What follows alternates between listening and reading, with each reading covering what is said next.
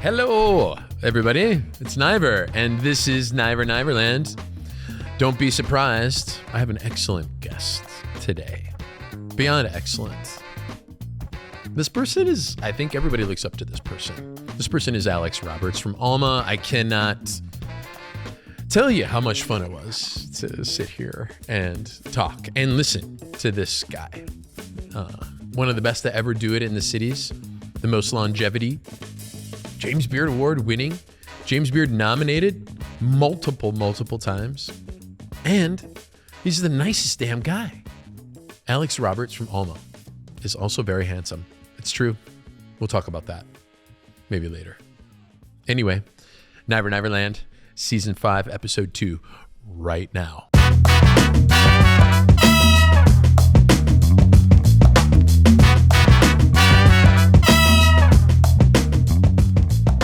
Things have changed though, right? And I've said this too, Alex, that we may have seen one of the golden eras. There's been a couple golden eras of dining, I believe, but the most recent one, I think we're through and past. Yeah. I said this a couple times because there's a lot of ignorance back there too. I mean, looking back, I just feel like we missed the point a lot, and we were just being celebrated, and everybody's like, you, I love this. Look at, meet this person, eat this food, go here. And we just kind of lost like the essence some way. And then business got harder. Yeah. Well, I think celebrity always ruins the essence, right? It takes away from what really is the thing of what we do. And I think, why the heck was I in the paper so many times? Nothing that special about what I do compared to other trades, but you don't see the average carpenter. I have a twin brother who's a very talented carpenter. He's not being featured, right? It's not a story that people necessarily can relate to, but somehow food was, and so then we got this platform. But it was wonderful. It was wonderful to have it, but, yes. But I think in some ways it was, at the very, we were lucky, put it that way, I think, but there's something about food. I don't want to harsh in my own business or industry, but I think, it's time to really take a look at ourselves. And I think a lot of us have taken a look at ourselves, and I think a lot of us haven't. True. Yeah. And so I'm not sure where we're headed there. But I do know that this is Niver Niver Land.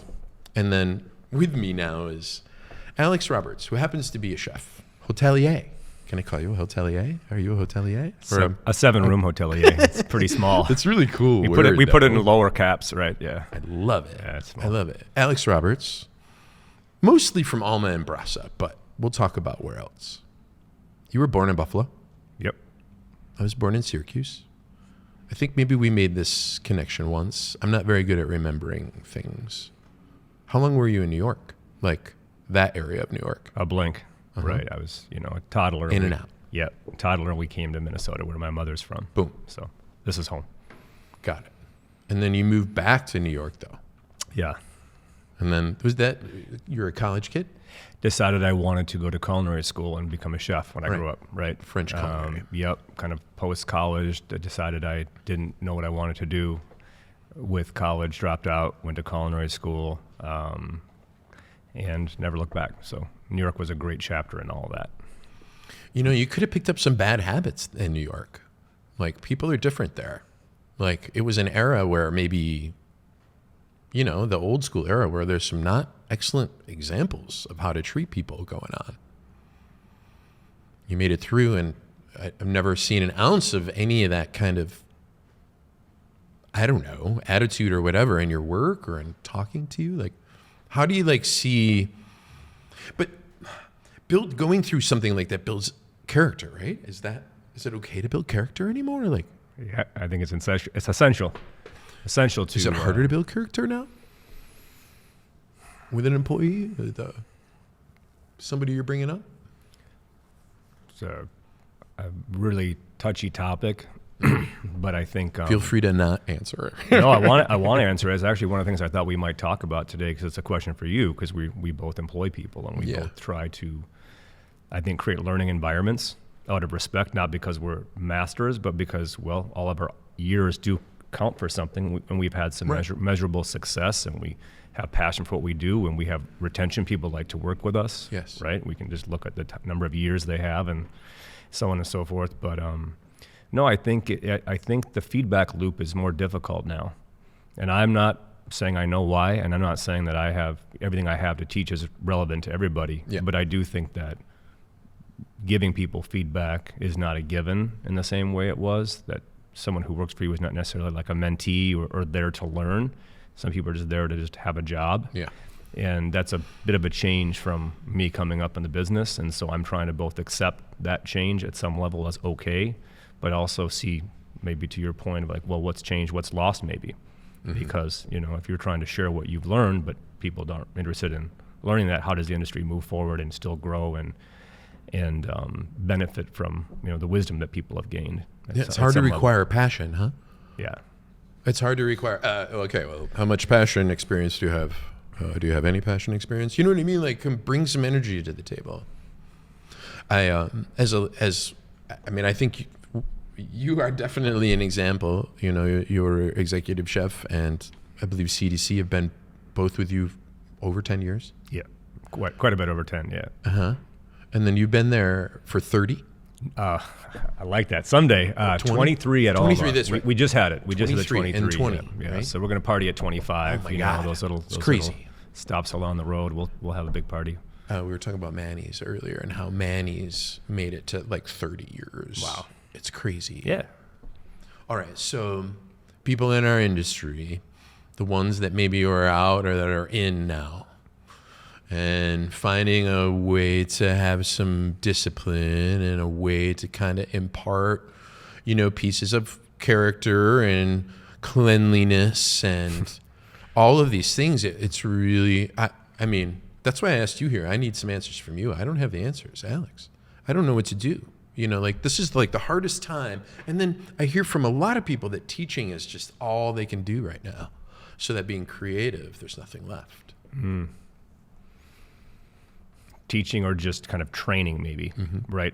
I kind of put those in two different buckets, right? I mean, training is a form of teaching, but it's like the basic level just for competency or just to operate. Mm-hmm. And there's that next level, which is something that I associate with you, right? How to take things to that next level, right? Hospitality, how to really create an elevated experience. That comes after the basics usually. I mean, you can kind of mix it in, but like all learning, you can't just have people, just dump a pile on people. They learn gradually, like all of us. Yes. And so that, I think, is what is a little bit in shorter, maybe supply or maybe in shorter demand. Mm-hmm. Again, I'm not trying to be judgy, but it just seems that when you're just trying to get staffed and just trying to get operating or just trying to get new systems in place because of all the changes that we all experienced in COVID, right? New POS systems and new takeout and all these kind of things, maybe you're not able to focus on some of that, right? Yeah. But well, the distractions through the pandemic were, survival, right? So we were a little less worried about cleaning because nobody was in the freaking restaurant, right? Nobody was here, dude. And then, so the challenge for me was just trying to keep everybody engaged, including myself. We talked a little bit about how COVID affected us personally just before we sat down, and you got COVID. Yeah, man. And it knocked you on your ass, you said. Oh, yeah. Yeah. That summer of 21, it was the Delta variety. That August, it was felt like a real bad cold. And it wasn't the COVID like right up front that was the problem. It was that recovery.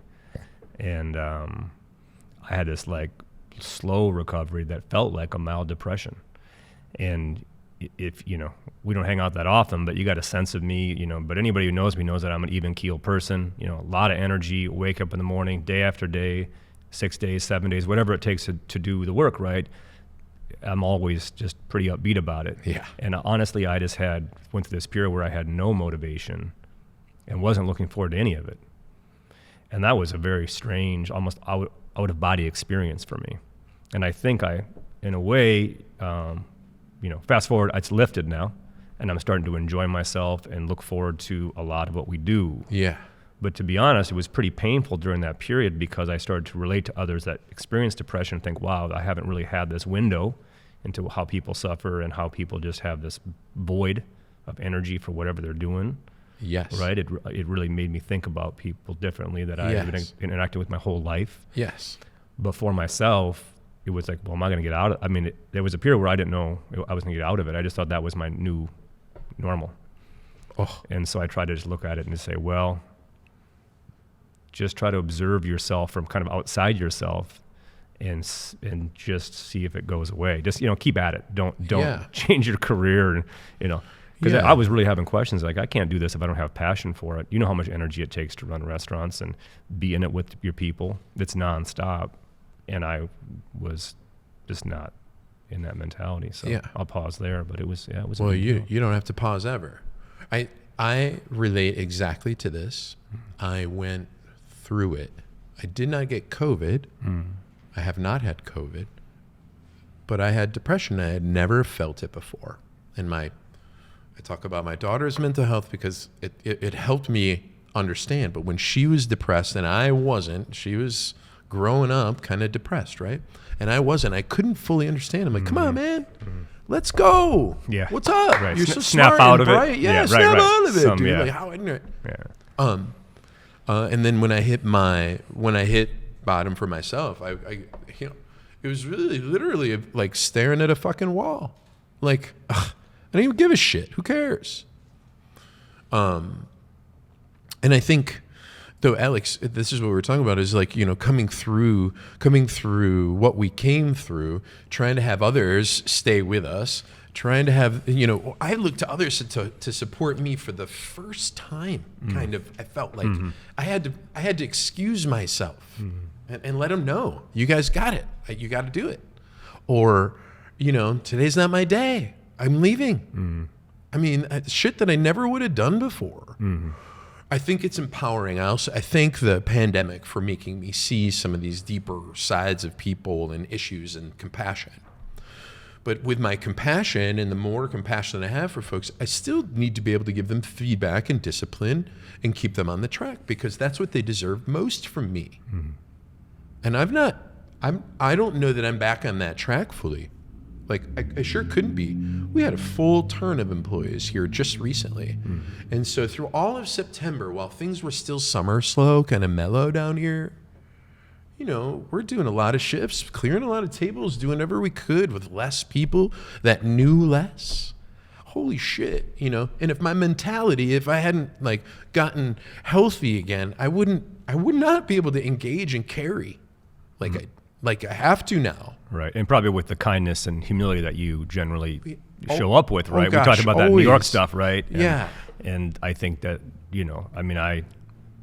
going back to that, my motivation was not to repeat some of that abusive shit that was pervasive in New York, right? Some of it just downright abusive, and mainly a bunch of old white guys who just could get away with it and just did it, right? It was the culture.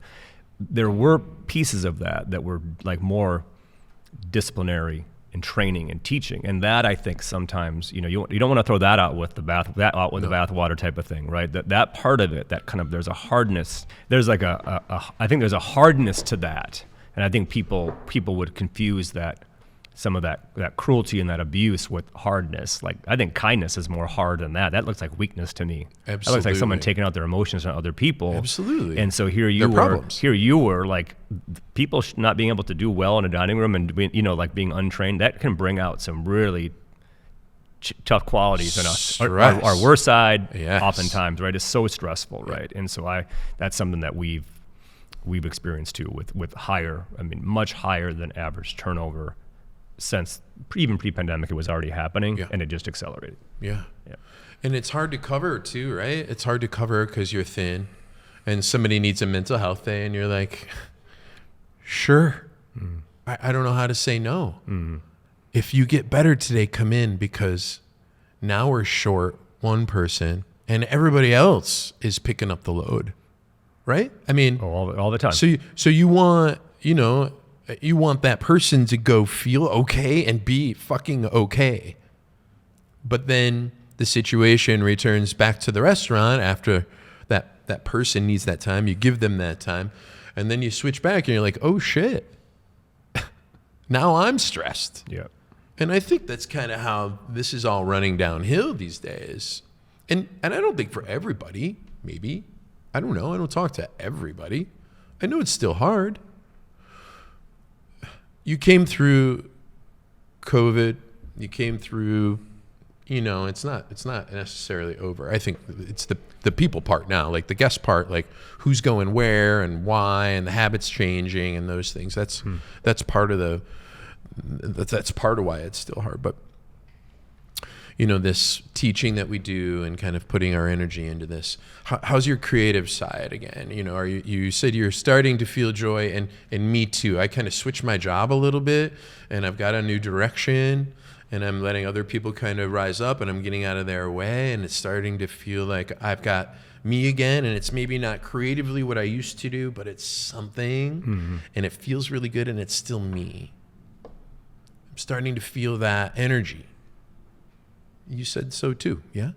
Yeah, it's well, the enthusiasm and maybe the substrate for creativity is back, because that requires like just being present and enjoying the work to be creative. I mean, if you're fighting going to work, how are you going to be creative in it necessarily, right?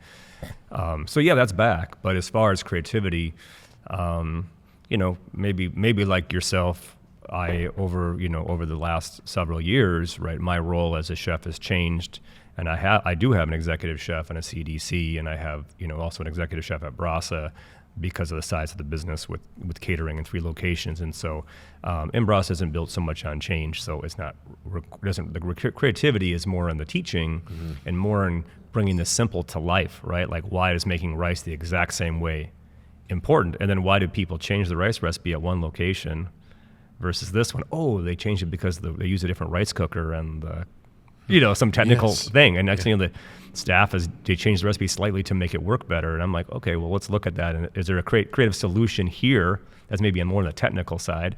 But as far as like raw, pure creativity of like a new concept or menu creation that's seasonal, right? A lot of that is, cooled down a little bit, not opening lots of new businesses or anything like that. And my chefs at Alma are doing most of that menu change, although they do come to me sometimes when they're stuck or when they're doing the kind of the first draft, say, hey, what do you think about this? I love and that then I love to get into that with them. And so I'm still in the process, but I'm not the biggest player in that, which is cool. It's I wanted, like you, I wanted to give someone else a chance to hold that, because I held it for so many years and loved it. It's one of my favorite things I've ever done. You burn faster though when you're like that, when you're the one that's making those calls and you burn a little faster, and your energy probably had to be, mixed a little bit, right? You had the hotel open in 20. What 16, year was it? Man. 16, so the and cafe, then 20 years in 20. Sorry that I'm getting good. Holy shit, so it's been the a cafe long time. and the hotel 6 years now, and then we just opened Alma Provisions over south, which is next to a Brasa store and a storefront. And so that's really where that next space has been for me with creation, I should say, more than creativity. Margot Roberts, my wife, who had a wonderful feature this month, and in Minneapolis, St. Paul, and she has this great gift of working with non-edible products, but food grade, oils and wax and things like that to create apothecary, right? Yeah. Right. So she's doing all these products from these essential oils and things, and so I've been trying to just be supportive to her. And so the creation of that store was an extension of Alma in that neighborhood, but really built around the expansion of that retail. Yeah, man. Not unlike your perfect pizza, right? Oh, well, the one that I gave you first melted in your oven and started a fire, to be honest. So it is about creating, but it's also about executing and continuing to grow through the processes and learn some shit so that it's better and better, right? It doesn't stop. It never stops, dude. Oh yeah, just keep working on yourself. Keep working on what you do. Try to make it better. It's that effort. So working with your partner is an interesting dynamic. I also have that dynamic in my life. Christy runs Mucci's, and we've served together at the strip club. She's worked in every one of my restaurants, at least for a shift, saving my ass. It's an amazing thing, and we work together quite well. We're a little competitive with each other, but I admire you and Margot and your attention to detail and the beautiful things that you put out there together, and that she has a direction that you support. And it's not about you necessarily. It helps you, but it's not about you. I love that. Yep. Christy, my wife, for example, she's kind of given everything for the family and for me over the last few years. She's kind of put herself into a position, and she doesn't regret it. We just talk about this. She's like, that's what I wanted to do. I wanted to take care of the family. Yep. I just wanted to make sure everything was okay. But she's arrived at this point in her life at the same time as me, where we're a little older. We've kind of done, a major portion of, our professional lives. We're looking at the next 15 years going, okay, how do we not work? And she says to herself, I don't know, and I really want to do something just for me. And I'm like, God, if you don't, I'll be so upset because you've done enough for everybody else. Just go and do something for you. So she's gonna go to school. She's gonna, or that's the path she's on. I love it. I think that's this idea that you have chapters. Yes. And you have stages of life. Yeah. It's all true, right? All the cultures reflect this around the world. They have different language for it, different ways that they explain it, but it's pretty, it's pretty standard that we have to recognize that we just have these different stages and different chapters. A lot of us don't have the courage to do it. We were talking about my dad earlier, who was, still very active at 91, but he started landscaping at 58. He started farming at 68 and did that till he was 83, and so that's just an example. And I often bring them up in interviews and things like that because, here we have been in this restaurant industry our whole lives, but we're doing things within it. So there's definitely been changes, but hey, maybe we will do something different at some point in our lives, and that's okay too. Yeah. It's I just like this idea that you can and you could be open to that. It's not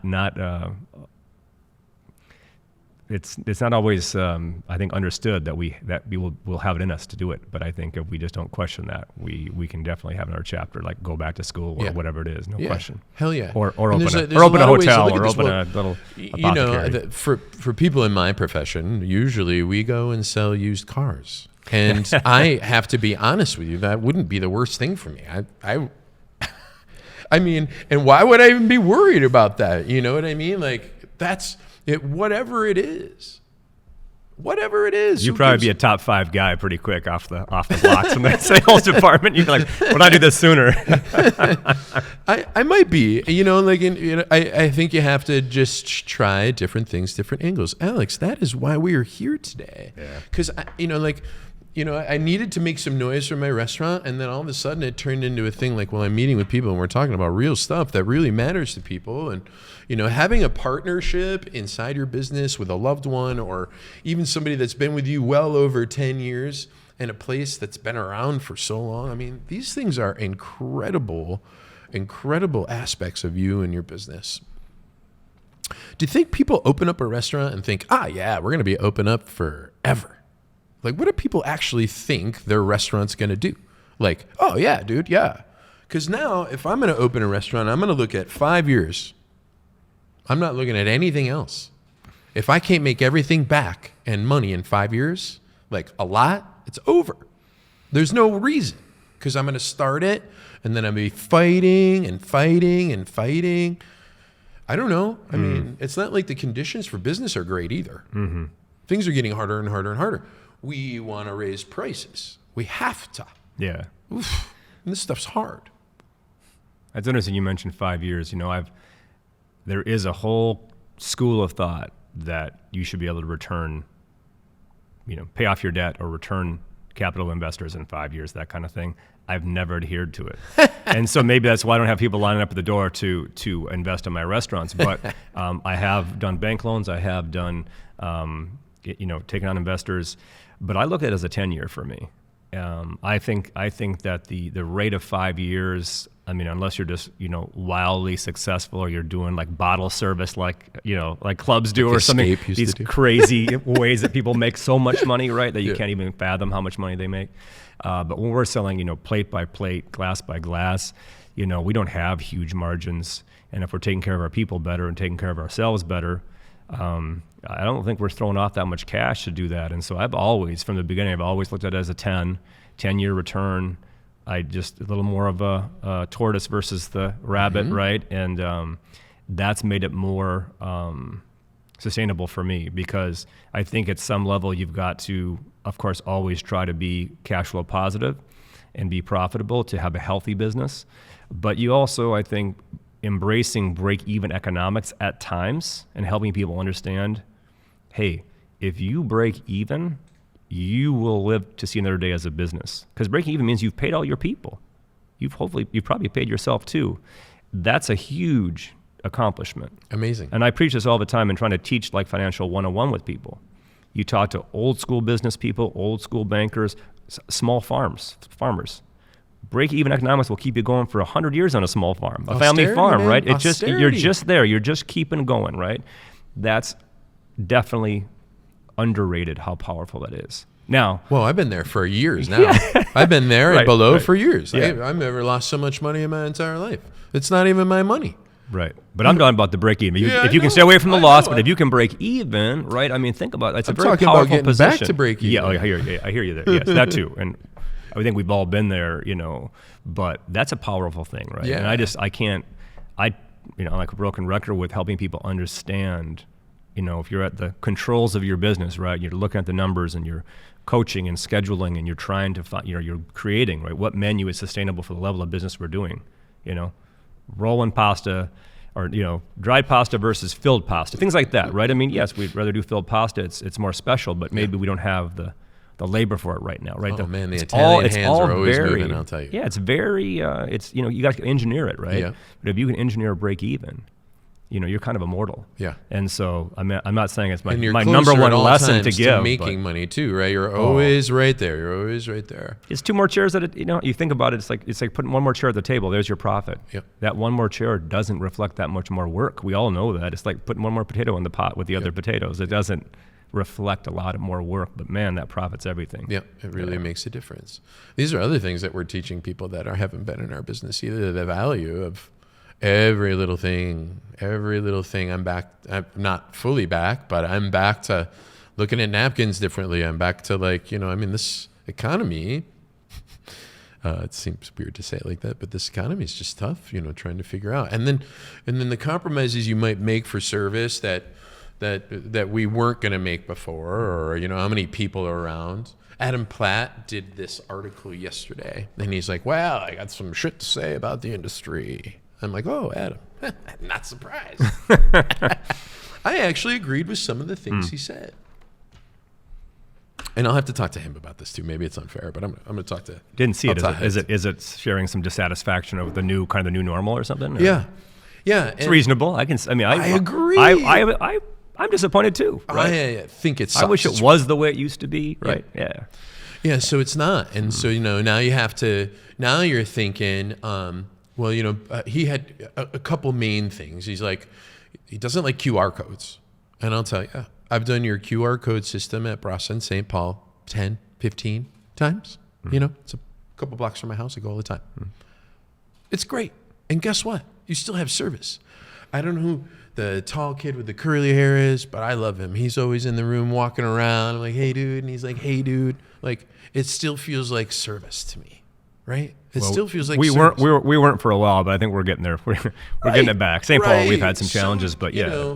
We've been asking for apologies from people, the public, for a while now. Are they tired of it? But we're still getting our shit together. Yeah, we are. Yeah. And I can hear, I don't want to give a guy a 20% tip for handing me ribs out of his food truck. Well, okay, then don't. Mm-hmm. But why wouldn't you if you could? And, those guys don't have anybody in front of them like selling it. You're right. So maybe that 20% would have gone to the server, but he's there cooking it and handing it to you. How much more real does that get? Yeah. And so tipping as a whole, maybe people just don't like it. I get it. Or a service charge, I don't like it. But we add prices to our menus. We raise our prices, and then we're giving more taxes to the government too. They win. Everybody gets more except us. Jeez. I don't know how to get it back. All of it. Right? It's not clear. Of course it's not clear. It's not clear because obviously you can you can only raise prices for so long before people start going out less. And I think it's pretty clear that people are going out less to some concepts in some places, right? Yeah, absolutely. I think it shows that even though in some areas there's been like robust recovery. Yep. I mean, I think. Would you say not the downtowns? Not the downtowns. I don't think that all of the the city areas have come back necessarily to pre-COVID. Many are just kind of now crossing that line. Thank God summer's over, man. I needed that distraction to go away. We came right out of COVID, right into nice, the shit of Omicron and whatever it was, April, May, and then it got nice out and everybody's like, and I was waiting. I was like, I thought last fall was going to be the time when we were going to return back to kind of like the heyday, but I haven't seen that downtown here. When it's busy downtown, it's busy here. That's what I see. Yeah. It's hard. Yeah. It's hard. That's the reality. Yeah. So, Platt says he doesn't like QR codes, but I say, holy shit, I can't afford to have 12 people running around doing all this the same way. And if you don't feel like tipping, that is a choice. Like, the people have choices, right? Yeah. But also, you have a choice to help somebody out and give them a leg up or to pass the money to everybody on staff. I mean, there is a lot of privilege and a lot of dough around here. What's wrong with giving it to somebody else? I agree with that. I mean, it's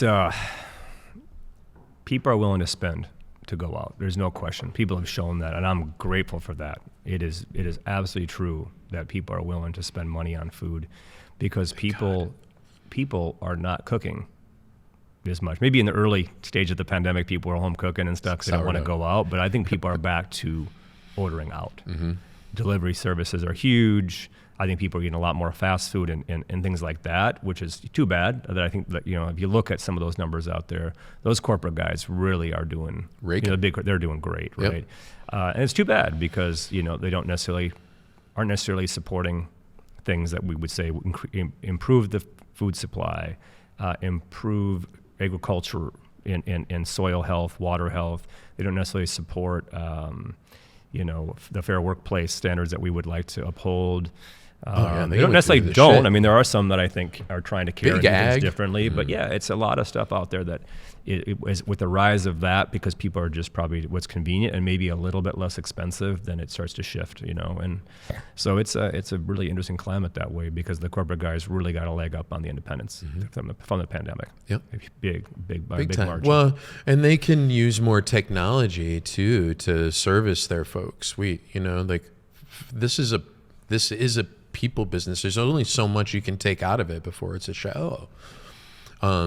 Service decline. I agree with that. Adam talks about it, and I think people, if you're in a tipping establishment, you should still give what you believe your service was worth. That doesn't mean you should feel like you have to give 20-25%. But I did go to a coffee shop recently where they spin the screen around, and Adam kind of referenced this as well.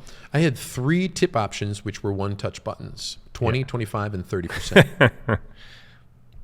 Okay, well, that doesn't feel... I hit the 30% one because I am ridiculous with tipping. I make my life, or have, on this. I'm ridiculous with it. But I saw the person I was giving the money to. It felt good to me. But it did feel weird that maybe the suggestion was a little entitled. 30%? Yeah, you probably already have the habit of tipping 25 or more because that's who you people are and what you do. But I don't think most people agree. Feel comfortable with being prompted at 30%. I think that's hard for people. And I'm not saying that the person behind the counter doesn't deserve it. I don't think really almost anybody in this industry is overpaid, right? So anything that I've done, right, I've got service charges, I've got no tipping concepts, right, things like that. This wasn't built on the fact that I thought that anybody was overpaid. So I don't get into big arguments about my way is right, your way is wrong, whatever.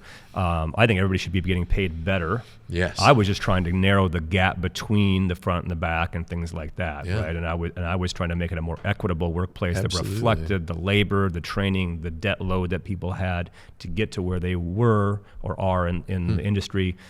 That was what I was after. It was more equitable, and that was very. My team was on board, at least theoretically. But of course, when if you were making $40-50 an hour, and now you're making $30 an hour, let's say that's a big change in life for people. And so, we had some turnover there, of course. And I would expect that. Yeah. And Danny Meyer had a problem with the same thing. I'm a lifelong service person. I'm not opposed at all to having a system like yours. In fact, I need to know more about it. I think I think people are confused when they go to restaurants and who's doing what, and there's no real standard. It'd be really cool if the industry could step up and say, all right, here's a standard of what's included in the entire price in the meal. This is it. Everything's included. This is the price. Yeah, it looks like $50, $60 a head, but damn, look what you're getting for it. Everything's included. I don't know. I like that idea a lot. But there's a certain person that can cook, and there's a certain person that can serve too, and it's not everybody, right? It's not everybody can do the same thing. Cooks can rise up and be chefs. Servers can rise up and be managers or owners or beverage directors. Yeah, let me jump in there. I mean, that was one of the things that I thought was a problem, is that the way the status quo that we had with tipping was that the managers were making less per hour than the servers. Now, they may work more hours in the week, and so their pay may have been on par or maybe just a little bit below, maybe in a couple instances, maybe a little bit above. But I'd say on the whole, managers were making less than servers. Absolutely. And I thought that's kind of a broken system in terms of enticing people to move up and take on responsibility and really see leadership as a goal or as something that was desired. And so it didn't, I thought that was a kind of a missing for us. But I want to be clear that I don't believe that servers and cooks should necessarily get paid the same. Our system, in terms of hourly wages, because I'm a very open book, they don't get paid the same. Yeah. Servers have shorter shifts. They have fewer hours they can work in the day. And so I believe that servers should get paid more because they have less opportunity to work those hours and get that pay. So there's a pretty significant difference in higher pay. It's just not as big as it was when there was a tipping system. And that's a lot to do with state law. We have a very strict state law around tipping in Minnesota. It varies from state to state. Most people don't know that. There's a lot of stories about owners getting over it. That's a bunch of nonsense, at least in the case of everybody that I know that's doing non-tipping systems. And of course, ours. But Minnesota is very unique that way and very strict, and you got to be very careful if you're going to be sharing tips in your building. You got to be really careful about that, because there's people that we know that we love in the restaurant industry that have gone through major lawsuits or been threatened with them because of that, and they did nothing wrong. They just happened to get the finger pointed at them. Yep. Someone wanted to say, it's "I really want my hard. money back." You want to do the right thing. You have to. Mm-hmm. You have to do the right thing. I feel like. I feel like I'd work for you, and there aren't a ton of people in town I might say that about. You know what I mean? Like there's something about certain people that makes you want to work with them. Appreciate that, chef. Appreciate that. Absolutely. The feeling's mutual. Is it really? Yeah. That's nice. I think it's hard to kind of like look around, and I'm not judgy either, but. There's just not a lot of places where I'd want to walk in now and be like, oh man, I'd work with that person, and I want to get excited about that. And also, it's up to me, and I'm finding more responsibility angling this way for me to have people move up within my organization. And it's freeing to me. I'm kind of like getting to a point where I'm pushing myself out of the nest. But you have to like trust and get these people to come along with you. Front of the house has no great examples. You can name 10 chefs off the top of your head. You might even be able to name 10 bartenders, but can you name 10 managers? It's really hard to, because nobody separates themselves doing what we do anymore. Hospitality is becoming lost. And it really needs people to pick up the torching, and also somebody to hand the torch off. And I think that's the biggest thing, is we might be losing service experiences because these torches have either been handed off or somebody's taken it singularly into their own, business. The mentoring part of this is going to be hard, right? Is there something that's, it seems like there's a bit of a shift to the me versus the we. Just, I don't know, maybe it's just because we're looking at our phones so much and our apps and we spend, look at people's average screen time. It's huge that and it's very centric that way, right? And when we just we're looking at that, I mean, even sitting on a couch with other people watching a TV was kind of a we moment, as strange as the TV across the room might be or whatever was on it, right? I wonder if it's like, less we, more me, and it just, and for all of us, I mean, I think we're all like in that boat. I'm not trying to like single out my kids or my young staff or something like that. I think it's pretty much everybody, but I just wonder if there's something there that affects hospitality at the end of the day. I feel like our essential element of hospitality is considering others first. Yep. Now, one of the kind of buzzwords we hear are self-care. I'm a huge proponent of self-care. Oftentimes when I see one of my staff members struggling or going through something, I'm like, hey, you need to take care of yourself. How do we get you some more time to do that?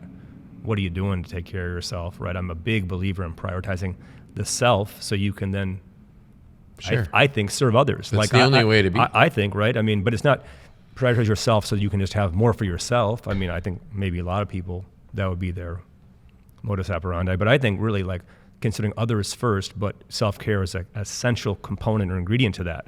How do you do it? I want to ask. I mean, I think of when I first met you, Aquavit, I was a guest chef, and you welcomed me in, right? I felt very well considered. You gave me a soft landing pad. Marcus was there, but he was just kind of breezing in. Roger was there, really busy. I think you were the person that really settled me in there. I was solo. I didn't have any extra staff back then, so I was doing my dish by myself. But you took all this time to get me settled. This is now, this is like 23 years ago, right? The first year I was Can't believe you remember that. Okay.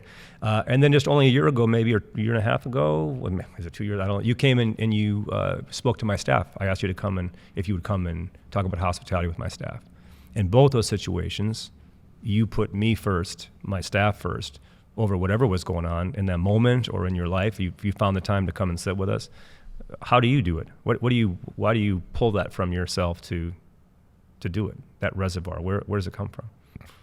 My mom. I just care. Alex, I just care. I want everybody to, I approach every moment. Okay. I see somebody in a bad mood. I approach it. I try not to let it go. Hey, you okay today? I try to, but motivate. All right, cool. Put your head down. Let's get back to work. This is a safe place. Hey, we have stuff to do. Okay, tomorrow you can go. You can rest tomorrow. You got a day off tomorrow. Like for me, it's just like kind of the fact that I look everybody in the eye. I talk to everybody. I walk into the restaurant and I still go talk to everybody. Me too. Before I go out on the floor and do anything. I check in with everybody. I say, hi, how you doing? I walk in the back, kind of lean in the counter. I look at the, Mason over polishing glasses. Give him it's just that connection, Alex. I don't think there's any real secret. Well, you're saying you can't not do it is what I'm hearing, but somehow, like, how did it get in there? How did it get in your habits? How did it get in your way of being? Are you saying it just maybe the example? Well, it's been a long time we doing this, right? Yeah, how do we teach it? I don't know. I mean, part of it's how we teach it because I think it gives so much back. Like I told a couple of people I was going on their show, they're like, man, I love that show. I love Tim. I love those restaurants, right? Like because of what they receive from that giving that you do, right? That's the feeling about you, is a feeling about your places. There's so much that you get back when you're that person that does put others first. And so, how do you create that picture? I mean, I guess it's okay, so often we don't know how we learned it. Yeah. And if we don't know how we learned it, can we teach it? Can you teach it? So if there's a thing that I would say on this is, maybe you can teach it, but there has to be ultimately the desire within that person to please others. Ultimately, you have to be selfless, right? But the way the majority of the time that it feels like it does in my restaurant is because we hire people. We hire humans that we want to be around. And we literally say, there's no drama here. There's no toxicity here. If it's there, we address it. This is an easy place for you to make money. We're enabling you to do so. There's also going to be no bullshit. If there's bullshit, it's out the door. It's really that simple, Alex. And I don't try to structure the person. I want that person to be different from me. I accept them for who they are. And that's how I want them to act on the floor. Yeah. There's a procedure. There's a way to do it. If I can get you to do that over and over, I don't really care as long as everybody where you are in the front of the house sees that you care. And so I don't think we hire people that can't do it. I just don't think they're there. I think it's innately in almost everybody we hire. And somehow, my wife can see people like I see people. Nicole here, the general manager at this place, she can talk to people and I think know who they are. And if you don't know something, especially in the front of the house, it can be taught. All of this can be taught. But I cannot teach a person to be cool or mellow or fun or interesting. I can't teach that. They bring that. And then I just give a pretty simple platform upon which that person just needs to learn like a certain set of things, and then they can go be themselves. I also don't want to manage much. I need you to take care of it. Why would I do that? Why do I need to see that? Hey, just take care of it. No big deal. And it feels like freedom to people, not burden. Oh, I think if you so. do it right, it feels like freedom, so. right? I mean, I think the number one ingredient, and I agree with, like, everybody should be able to be themselves, right? I mean, that's talk about being safe or just Safe feeling, space, yep. just feeling normal. I mean, Yep. just normal to be yourself. I mean, you see, stories of people's lives, and people that, grew up, I don't know, queer, adopted, things, and they were in a family, they never felt they belonged. What a miserable place to be, right? Because I think we often take for granted that we generally feel accepted in our families in those spaces. But imagine growing up in a way that you never felt accepted. Well, why we want our workplace to feel that way? That like in that way that people don't feel comfortable being who they are and accepted for who they are. Oh, yeah. At the same time, we want to make demands on, well, here's how we show care for people as an organization. Yeah. You can have that conversation, but at the same time, be yourself. Yeah. I think it's actually, like, number one, it's just the right thing to do because it's kind. And it just is sane, I think. Yes. I think it's insane not to accept people for who they are. Yes. But two, I think, especially in leadership, and I think we've all seen this, people who are like young managers, they try to act like the person that maybe mentored them instead of acting like themselves. Yes. And we see how much they struggle quickly because you have to be yourself. Yep. Some of the most effective people I've ever worked for are like complete assholes, but at the same time kind of respectful and like in a way they're kind when it comes to like, deep human level, but they're just kind of brash, demanding, but it's impersonal. This is what I do. And then at the end of the day, like we have respect between each other. Those people are supremely effective.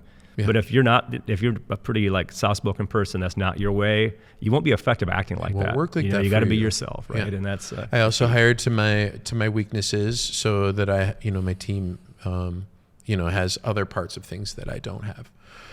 Alex, I think maybe something else is I know that we maybe enable people to be more themselves. Like we can help give them the key to that, right? They come in and they're in transition and they're, wondering who they are even. And now they know and they're transitioning and they're with us in our restaurant.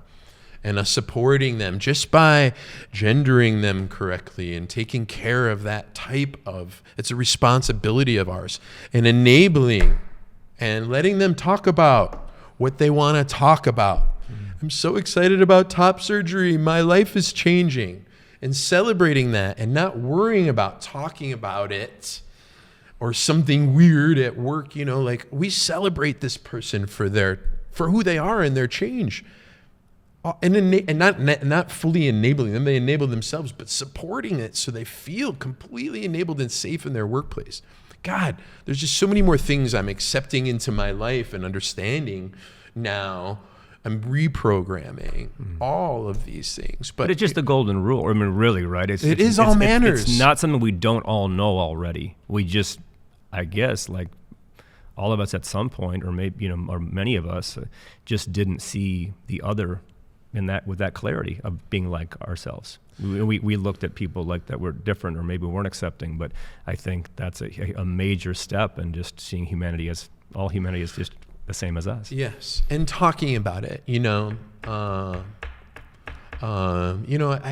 so careful about what we say, and this is maybe less about work now, but especially me as a white guy, I have to be so careful about what I say that I feel like sometimes I'm not going to say enough to figure any shit out. Like, I need to be able to make a mistake, or perhaps, or like, I don't know, like work through it so that I can actually change. And other people like me need to kind of understand their privilege and kind of figure out how to get beyond feeling uncomfortable with it and become more human and more accepting and reprogram all this shit. Like, I'm kind of old, you know, like, you know, and thank God for my kids. If they weren't in my house with me at the ages and the times that we've had, I mean, they brought me up to speed so fucking quick. Yeah. Like, well, honestly. It's like that feeling like, man, it's like, I feel like I can't say something. It's like, yeah, that's legitimate. You shouldn't. Yeah, you probably can't, you know, and that kind of sucks to be a little bit, you know, I don't know, fearful of what might happen, or you kind of feel like, damn, you know, why am I being treated that way? But hey, welcome to the club, right? I mean, think about it. Like, you know, Who is it? I mean, think about how many people in their lives, you know, I mean, I know, like, you know, being married to an African-American woman and hearing, you know, I mean, obviously, like, her account of a single day, but also just being closer to a black family and little by little hearing stories and learning about people's experiences, and, of course, reading and things. But, like, the fact that, you know, like, there was such a long period where, like, black people couldn't talk to white people a certain way without a whole bunch of bullshit happening, right? All the time. And so here we are, this little spot in life where we, you know, as stuff is, there's being some reckoning of the past. It's still, like, obviously in process, and there's a lot of work to do. We're getting this little bit of pain from it. It's like, well, I love that. You know what I mean? For me, I'm accepting it. That's yeah, what I'm saying. exactly. I'm accepting is something that's really good. But it also can suck at moments. I mean, it's like, damn, Whatever. it's like, why is it so hard? But it's like, really, you know, it's more about accepting that. It's more about, like, dude, you know, and then doing what you need to do to be a better person, be all of these things. And all of us have work to do, dude. All the dimensions of change or whatever, right? I'm very into it for myself. I'm very into it. Like, you know, professionally, emotionally, all of these things. And these chapters, you know, I'm on to a new one. Right on, man. What's your next chapter? I don't know yet. I got some more restaurant time for sure. Mm-hmm. I'm still, you know, like we were talking about, kind of recovering from that kind of, you know, semi or depressive state that I was in, enjoying it again, enjoying the team building, enjoying the teamwork, enjoying, you know, working with food, working with people, helping with everything, right? That's a lot of what I do, right? I have a lot of little funny jobs because my organization is not built for efficiency entirely, right? I take on things that are, you know, they contribute a small amount, but they are complex, right? I don't shy away from I don't make something as simple as it can be all the time, right? So having a 7-room hotel without 24-hour staffing, that's not simple, right? That's complex. Where does the call go in the middle of the night? It goes to me, right? Do I get a lot of calls? No, it's not a big problem, but, you know, you go to bed knowing that the phone might ring, and that affects your sleep a little bit and things like that. So there's, you know, a lot of things there that I'm still, like, working on, still honestly enjoying, and want to make them better. But I've always, you know, before I wanted to be a chef, I thought I wanted to be a doctor, and I, you know, volunteered in hospitals. I was a pre-med guy, and I've never quite completely separated from that. And I think I've always had a passion for nutrition, and most of the podcasts, you know, for a long time, the podcasts and the reading I was doing was about leadership and organization building, right? Open book finance, right? Studying the work of Zingerman's and studying the work of The Great Game of Business and studying the work of, you know, Adam Grant and Simon Sinek and many other people that are focusing on healthy organizations and a different way to do things, right? That was probably the last decade, or maybe, you know, but over maybe the last 5 years, a lot of my maybe hobby has been back to nutrition, food science in terms of understanding the science of nutrition and health, health span and longevity, right? Preventative health, really interested in that. I do a lot of time reading and listening to that. I can just geek out on it, kind of like I can all things restaurant and chef. That's amazing. Right? So that's an area, and just how the body works. Like being a 51-year-old guy that is active, you know, your body changes, and you say, man, my tendons don't flex like they used to. A little more soreness when you do stuff, and so I love, like, I'm fascinated with physical therapy. Like, it's just a different protocol of what you do. So what's next? I could see if I do have another chapter that isn't like running restaurants every day, I could see doing, maybe going back to school or doing something in that realm. It's the first time I've said it out loud to anybody except for my wife. So here we are, right? Hey, chef. I may be manifesting that a little bit. I hope so. But, or if you want, right? If I wanted, if I decide, I'm kind of exploring, something you could do kind of gently. Because I know I can't keep doing what I'm doing at the level that I'm doing it indefinitely. And I think we've all witnessed restaurateurs. I don't know. I think it's psychological too. Like can you juggle all those things? If you have 150 people on your staff or 200 and overnight hotel and all these things, can you continue to change the channels and deal with all those challenges in the same way as you could when you're 30, 40, 50? I think the answer is maybe no, that you don't. It's kind of like the physical attributes, right? Can you rebound a basketball like you were, in your 20s when you're 40? No, you can't, right? You don't bounce like you did. No one does. It's just human. Yeah. Can you change the channel like we do as restaurateurs over and over again? Marketing, facility, human resources, service, food problems, customer complaint, hospitality, care for others, filling in for emergencies. Can you keep changing that channel endlessly? The dial just, right? It's crazy making sometimes. Did I just start blinking and fading out there? It's like, Tim's having a seizure. Don't say it. Yeah. I think the answer is no. So I kind of feel like maybe part of the master stroke of being a restaurateur is knowing when to get out of it. Mm-hmm. But hopefully maybe you're creating something for somebody else that you can pass on, whether it's shared ownership or selling a business or whatever it is. There's a way you can do that generously. Yeah. In the same process. But my sneaking suspicion is there's probably a point where it's best to shift gears before you start to maybe perhaps I don't know, maybe just not contribute in the way that you would like to or something like that, and make the contribution that you want to make, something like that. You see it in sports all the time. Player turns into coach turns into administration, coach turns into an owner, you see those things. So it's kind of cool that we all have the idea that there's more out there for us. And Alex, when you first opened Brasa, I'm like, that's it for him. He's going to open 1 million Brasas across the nation. I really thought that was your angle. And I thought it should be your angle. Mm-hmm. From my angle, I'm like, oh, this dude just nailed it. And it's still one of our most common haunts. That wasn't really your goal, was it? Well, I shouldn't say never, and maybe the point of acceleration is past, but Brasa wasn't, Brasa was a full service model. And while there are some full service chains out there, that are quality, I don't know if they're quality, but that's it's probably, it would be a fast casual version of Brasa, which we're closer to now, right? We didn't start there.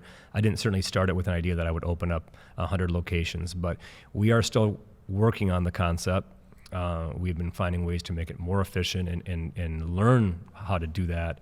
And so there is certainly scenarios where, I would like to get back to growth with Brasa, and I'd like to figure out how it can scale and also preserve the quality that we've been able to establish there as a concept. Because I do think it's special. I don't think there's a lot of food in that space that is able to do what we do for the price point, especially with whole food and the quality of protein that we serve. I think that is a tough space to be in, and I think we found a way to do it with consistency and integrity. Absolutely. And so the goal would be to kind of continue that and see if we can kind of test.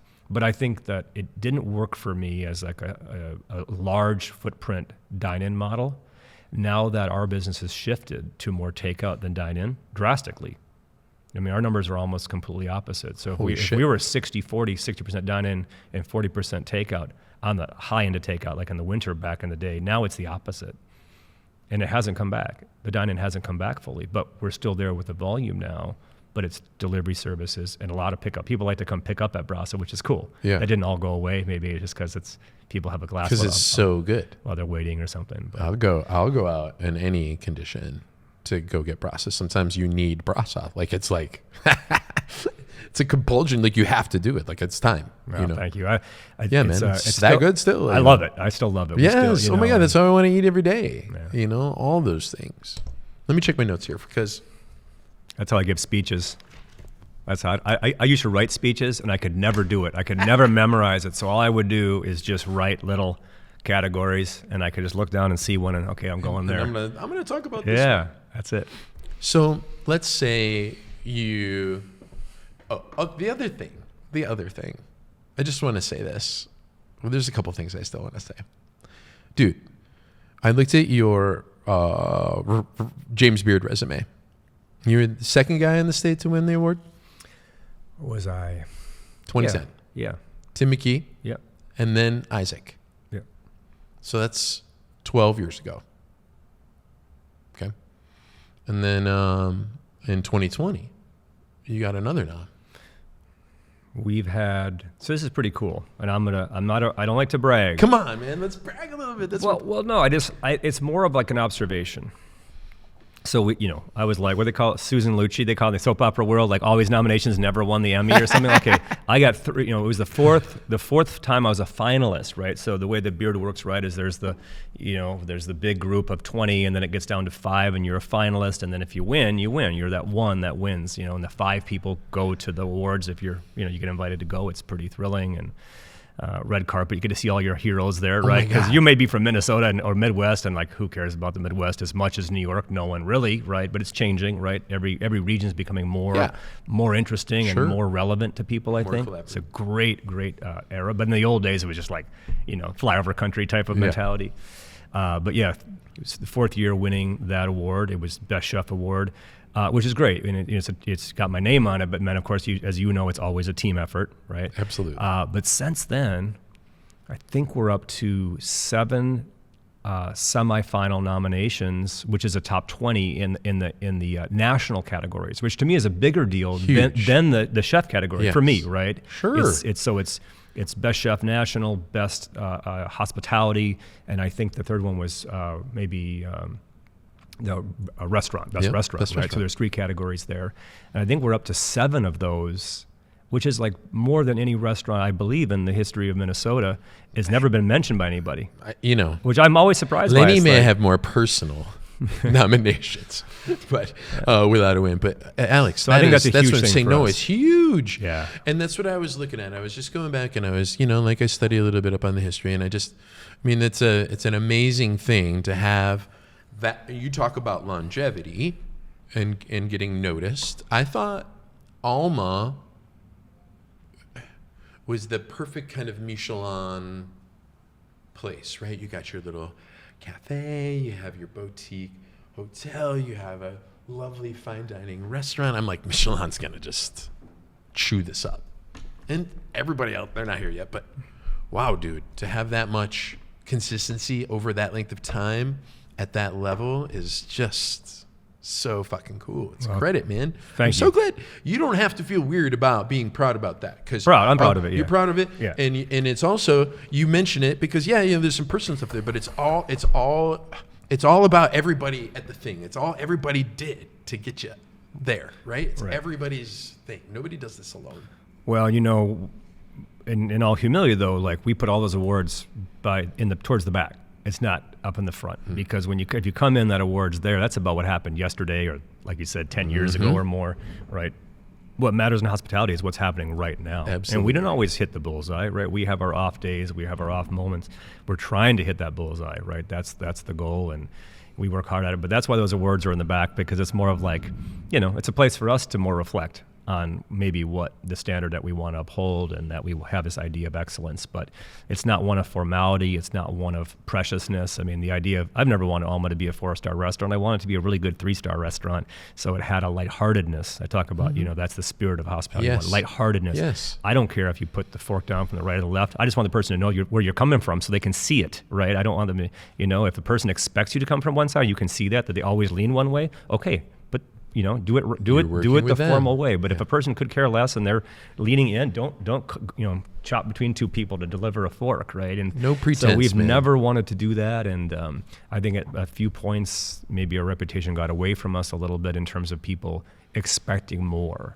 I think when La Belle Vie closed, we didn't have that kind of top tier in the restaurant. I think that maybe made Alma look a little like more important than it should be.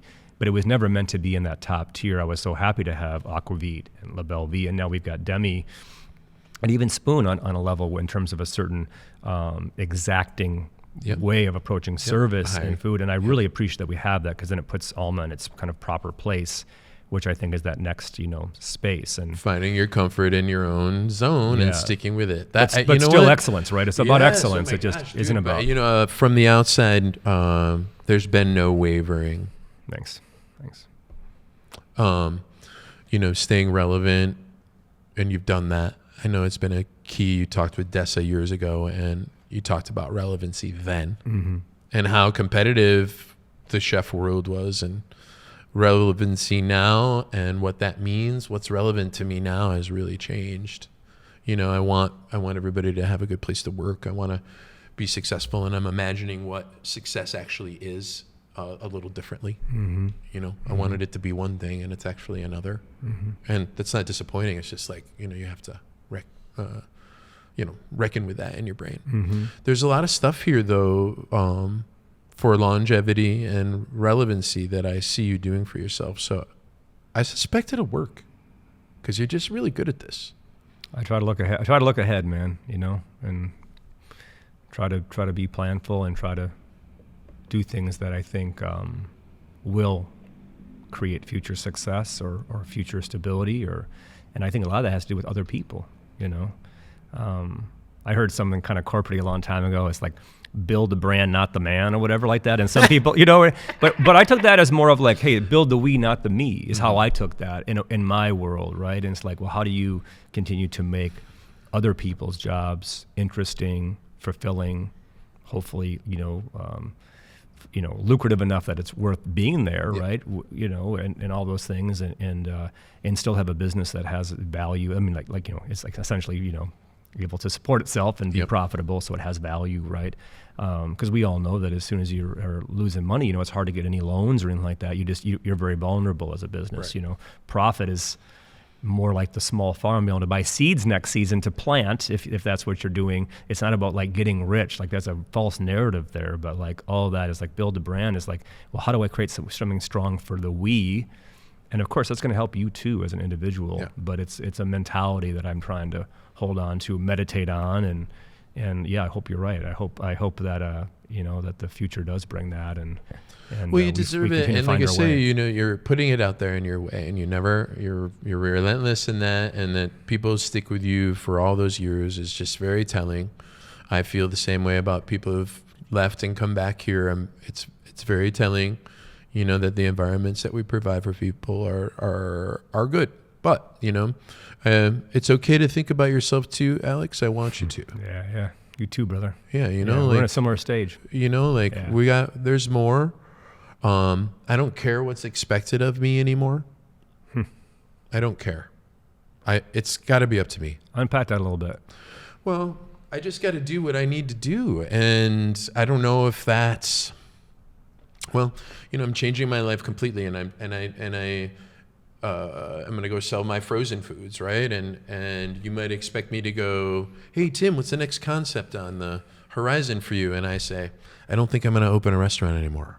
Right. Gotcha. I just can't have that. What's expected, right? Yeah, what's expected. Yeah. Like, what do you, like, I just feel like, okay, that's it. I'm shedding all expectations even, and then like just switching where I'm going. I'm twisting my own shoulders, and I'm going this way. And I don't care what people expect. I don't think people thought maybe I would do this podcast.